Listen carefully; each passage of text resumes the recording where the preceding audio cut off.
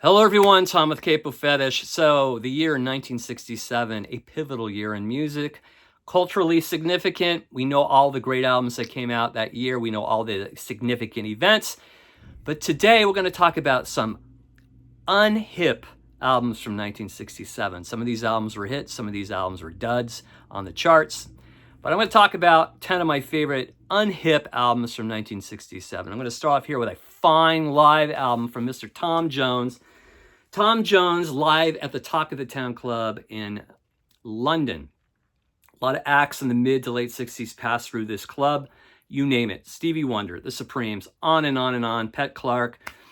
This particular album, Tom Jones, I mean, sometimes you forget, like in his prime, how amazing this guy's voice was. So powerful. And as a performer, too, just on fire. He has an amazing band backing him up on this particular album. It's really well paced. It starts off with this really rousing version of this track called Good News. Then he goes into some hits like What's New Pussycat? And Not Responsible is another great track. Shake, That Old Lucky Son, which even Ray Charles covered. And then at the end of the side two, the end of the show, he brings down the house with his hit, It's Not Unusual. And then he absolutely brings people to an absolute frenzy with Land of a Thousand Dances, his version. Really, really, really entertaining live album here from Tom Jones. I believe it was a top 20 hit on the charts in 67. But again, sometimes I forget what an amazing vocalist Tom Jones was. He's still out playing. He doesn't quite have the prowess he once did, but he's still out doing it. And he was an amazing performer and a great vocalist. And so I'm throwing this in the mix here. Tom Jones live at the Talk of the Town Club in 1967 on the Parrot label, one of my favorite graphic labels there from 1960s, mid-60s, late 60s. So another album, another kind of unhip album from 67, even though it was a huge hit. In fact, the single off this album was, I think, number one for several weeks. The album was a top 5, I believe. And what an amazing vocalist Bobby Gentry was in this period of time. Ode to Billy Joe. Boy, the first track on this album, Mississippi Delta, wow. Gravelly, so rock and roll. I mean, just like, she's just putting it out there. It's fantastic. The second track on side one, I Saw an Angel Die, is another really cool track. And of course, the title track single, there was really nothing that sounded like it. Still nothing really sounds like that track, Ode to Billy Joe. This is almost a near perfect record. And there's barely a bad moment on here. There's tracks like Bugs, Lazy Willie, Sunday Best, Nikki Oki. Really, really great tracks and really great album. I love her vocals on this album. So good. Ode to Billy Joe, Bobby Gentry from 1967. Have you guys ever heard the album Baby You Got It from Brenton Wood? Really good stuff here. Really good stuff. Very low-key soul. He had a huge hit with the Oogum Boogum song. His second single on here, Gimme a Little Sign, is fantastic. I've always loved that track. He goes into a lot of just low-key soul, and the backing is really, really understated. I love that whole vibe of this album. Songs like Baby You Got It, the title track. Of course, Gimme a Little Sign, Trouble, Little Happy-Go-Lucky Girl, Darling, Give It Up. Really, really cool. Really, really cool. No one really talks about Brenton Wood much anymore. I remember Give Me a Little Sign at one point was played on oldies radio constantly back in the day, but I never even hear it on satellite radio, hardly, or TV, satellite radio, or whatever you want to call it. So this is really cool if you want to check it out online. Brenton Wood's Baby You Got It on the Double Shot label. So good stuff. How about a really cool, underrated Sunshine Pop record from 1967? I'm talking about The Circle, their second album called Neon on Columbia Records. Now, The Circle had two huge hits in 1966, Red Rubber Ball and Turn Down Day. Those are really cool Sunshine Pop tracks. This was kind of a flop. There was a single off this album that was released called Please Don't Ever Leave Me. And that was kind of a flop single, but really great Sunshine Power Pop single. But really, the whole album is really fantastic, especially side one. They kind of get into a little bit of pseudo-psych on the first track called Don't Cry, No Fears, No Tears Coming Your Way. Great lead-off track, some great harmonies.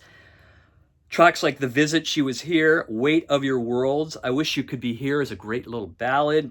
It Doesn't Matter Anymore, Two Rooms. Really, really, really great stuff. Their first album, though it had those 2 hit singles on it, wasn't real consistent. But this is pretty consistent, and I think it's one of my favorite sunshine pop albums of all time. If you never heard it, check it out. The Circle, the album's called Neon. It came out in early '67. And The Circle, they are notable for opening for the Beatles in their last tour of '66 in the U.S.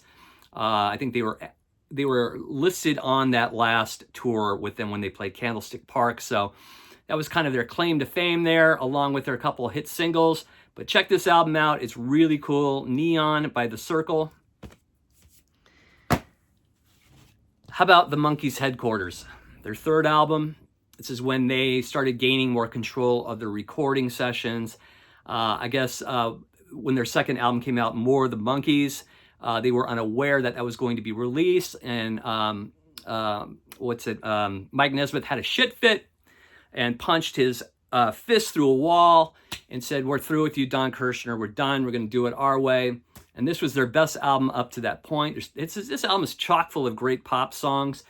You Told Me, great Nesmith song, starts it off. I think one of Davy Jones' best songs. I'm not a huge Davy Jones fan. I don't like a lot of his songs, but I love the song Forget That Girl. It's really cool. Has kind of a soft kind of lounge vibe to it. Another great Nesmith song on here, Chimey, Birdsy Like, You Just May Be the One, is fantastic. And then, of course, For Pete's Sake, one of the highlights of this album, and it was also featured in the second season closing credits of the Monkees TV show. Really, really great track, For Pete's Sake. No Time, a little showcase, a little soul showcase for Mickey Dolenz. And then another favorite on here of mine is Randy Scouse Git, another great Dolenz track, which I think was sort of a hit in Britain. Correct me if I'm wrong. But yeah, I think this album, along with Pisces, Aquarius, Jones Limited, are their 2 best albums, the best songs. And of course, I mean, there's no such thing really as a perfect Monkees album for me personally, but I think this one here is about 3/4 good, and there's some great tracks all over it. It was a #1 hit. Of course, the Monkees were looked at as a joke, but you have to remember they had really fine, brill-building songwriters writing their material, which gave them a real lift in their songwriting, in the songwriting department. And they had a lot of hits, and they really did it in about 18 months, and then that was it for their career.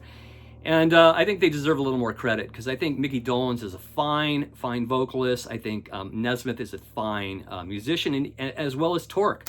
So great album here from the Monkees' Headquarters, their third album from '67. This next one here is more of a, I guess, a nostalgia favorite of mine here. I love this group. I love what they did with other people's songs, like Laura Nero's. I mean, I'm talking about the Fifth Dimension here. Their album Up, Up, and Away. What an incredible, uplifting sunshine pop song for these troubled times here we're living in 2024. Put that on, and it'll just take you somewhere nice. But, you know, a lot of this album reminds me of the Mamas and the Papas. It has that really cool, uplifting Southern California vibe. Songs like Misty Roses on here. You got Go Where You Want to Go, which the Mamas and Papas covered. You've got other songs like Poor Side of Town, which Johnny Rivers covered. You know, not a perfect album, but I like the whole vibe of it. It's positive, it's uplifting, and it's a tinge nostalgic. So that's why I'm including it on this list. The Fifth Dimension, Up, Up, and Away. How about the Beach Boys? How about their album Wild Honey, released in 1967? So after Pet Sounds, after the Smiley Smile album, they decided to go in a different direction, get more down to their rhythm and blues roots. I think one of their best tracks in this period, this mid to late 60s period, is Darlin', sung by Carl Wilson. We had the single growing up. I think the flip side was Here Today off Pet Sounds. What a great A and B side. I just love Darlin'. Great soulful, smooth vocals from Carl Wilson. And then you've got Wild Honey. Carl Wilson is kind of all over this album. He's kind of taking over the reins of Brian Wilson at this point. And I think he's just one of the most important members of the Beach Boys. He's written some incredible songs throughout their career, like Feel Flows, Long Promised Road, on and on. This is kind of a real transitional album for the Beach Boys. Aren't You Glad? I Was Made to Love Her, Country Air, Here Comes the Night, Let the Wind Blow. I think it's all under 30 minutes long. Gotta love that cover. It's fantastic. Here's the back cover. So another favorite unhip record from 1967. I think the Beach Boys pretty much defined the word unhip in 1967 and 68 with all that was going on, all the new sounds and everything. But they stuck with it, and they kept making good music. I think as the 60s came to a close, I think at the early 70s, they were releasing some of their best material, like Surf's Up, Holland, Sunflower. I think those three albums are three of their best albums ever. So Wild Honey, the Beach Boys from 67. Here's another nostalgic favorite. My sister used to play this all the time. And, you know, I'm not a huge fan of Hermits, but there's a place in my heart for this album. There's a Kind of Hush. First of all, I think this has two of Hermits' best songs ever. The title track, There's a Kind of Hush All Over the World, and No Milk Today, written by Graham Goldman, who later joined 10cc. I think No Milk Today is a perfect pop hit. I mean, it's just full of just great hooks, melody. They also do on this a version of Dandy, written by Ray Davies of the Kinks, which was on the Face to Face album. They do a version of Saturday's Child off the first Monkees album. I love the Monkees version. This version's a little weak, but I always love the Monkees version. Also, we've got East West. I think that was another track written by Ray Davies that was never released. Correct me if I'm wrong. But yeah, this is truly a nostalgic favorite right here. And there are a couple of just amazing hit singles on here that really bring me back to a very simpler time in life. So another very unhip record here. Hermits, There's a Kind of Hush All Over the World. I've always loved Patricia Clark's voice. I just think she has some really great singles. And one of my favorite songs of hers is Don't Sleep in the Subway. This is off the album These Are My Songs. She does some other covers on here. She tries to be a little, she tries to get a little hip with the Flower Child movement, and she does a version of San Francisco, Be Sure to Wear Flowers in Your Hair by Scott McKenzie, which is kind of funny. She does a version of Groovin'. But I think I love her voice.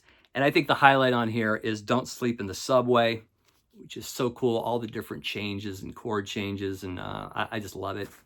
So off the album, These Are My Songs, Pet Clark, another favorite unhip record of mine from 67. And then my last one on the list, here, this is a really charming, how would you say it, charming pop lounge singer album with androgynous vocals, okay? I'm talking about Chris Montez, his album Foolin' Around. Now, Chris Montez started off kind of like a rocker. He was kind of following in the footsteps of Richie Valens. And one of his early hits in the 60s, from 62, is called Let's Dance.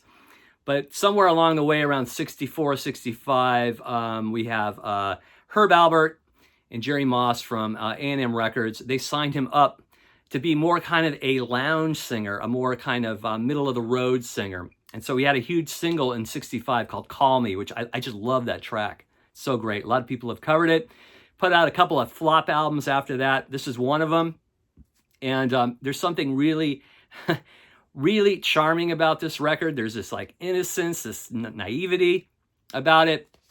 He does this song called Foolin' Around. And he does a version of Because of You. He has a song called Girl Talk. This is one of those albums you have to put on and just kind of check it out. Check out the innocence of it and just the androgynous vocals. I mean, if you didn't know it was Chris Montez, you could swear it was some woman just singing these tracks. It's just incredible. One of the most androgynous vocals of all time here. Chris Montez, the Foolin' Around album on A&M. Very, very charming record. A lot of people, you know, when they talk about charming or naive or innocent, they always seem to talk about like the Shags, right? That Shags album that came out where they couldn't play any instruments or anything. This is kind of like the other side of it. There's some kind of charm and naivety about this album that I've always dug. And it's very entertaining. So very, very unhip for 1967. Chris Montez's Foolin' Around album. So those are 10 of my favorite unhip records from 1967. Throw yours in the comments section. As always, thanks for watching. If you dig the content, just press the subscribe button. It's all free. It's one of the few free things you can get in this life is to subscribe to a YouTube channel. So we will see you soon. We have a Halloween special coming up in about 3 days, early next week. So stay tuned for that. And have a great weekend, everybody. Take care. Bye-bye.